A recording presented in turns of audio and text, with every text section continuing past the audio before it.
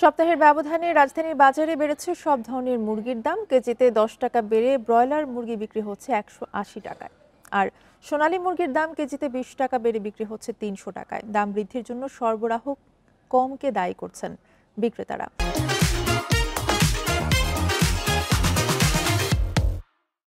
এদিকে গত সপ্তাহের মতো এখনো বাড়তি ডিম ও পেঁয়াজের দাম। প্রতি ডজন লাল ডিম বিক্রি হচ্ছে 140 টাকায়, আর প্রতি কেজি দেশি পেঁয়াজের দাম রাখা হচ্ছে 80 টাকা। এছাড়া আটা, ময়দা ও মসুরের ডালের দাম গত সপ্তাহের মতোই বাড়তি। কিছুটা কমেছে সব ধরনের সবজির দাম। পটল, ঝিঙা, ঢেঁড়স, বরবটি, কাঁকরোল কেজিতে 20 টাকা কমে বিক্রি হচ্ছে 70 থেকে 80 টাকায়। সব ধরনের চালের দামও কেজিতে কমেছে 1 টাকা। প্রতি কেজি স্বর্ণা চালের দাম রাখা হচ্ছে 55 টাকা। বাজার পরিস্থিতি নিয়ে আরো জানাতে মোহাম্মদপুর থেকে আমাদের সাথে যুক্ত আছেন সহকর্মী মেহেদি হাসান। মেহেদি, আজকে সাপ্তাহিক ছুটির দিনে বাজার পরিস্থিতি কেমন দেখছেন? কিছু সবজির দাম কমলেও কিন্তু বাকি সব পণ্যের দামই কিন্তু মোটামুটি বেশি রয়েছে গত সপ্তাহের মতো। ক্রেতা বিক্রেতাদের কি প্রতিক্রিয়া?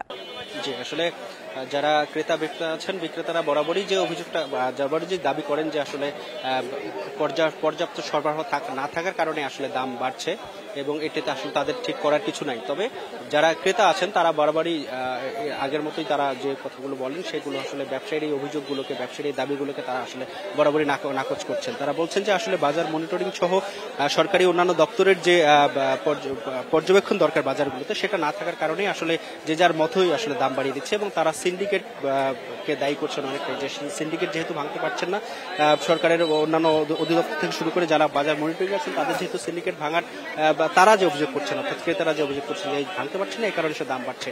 তো আমি একটি বিষয় আপনাকে বলে রাখি, আমি কারওয়ান বাজারে একটু আগে ছিলাম, এবং কারওয়ান বাজার থেকে আমি এখন মোহাম্মদপুর বাজারে এসেছি, এবং এখানে কারওয়ান বাজার থেকে এই বাজারের দূরত্ব হলো গুগল ম্যাপস বলছে 4 কিলোমিটার, অর্থাৎ 4 থেকে 4.5 কিলোমিটার দূরত্বে আমি এই বাজারে দেখেছি যে সব ধরনের সবজির দাম কারওয়ান বাজারের থেকে 30 থেকে 40 টাকা বেশি। অর্থাৎ কারওয়ান বাজারে যে সবজিগুলো আমরা দেখেছি 60 থেকে 70 বা 80 টাকার মধ্যে বিক্রি হচ্ছে, ঠিক একই সবজি আসলে এখানে বিক্রি হচ্ছে 100 থেকে 120 টাকা, অর্থাৎ 90 থেকে 120 টাকার মধ্যে এই সবজিগুলো বিক্রি হচ্ছে।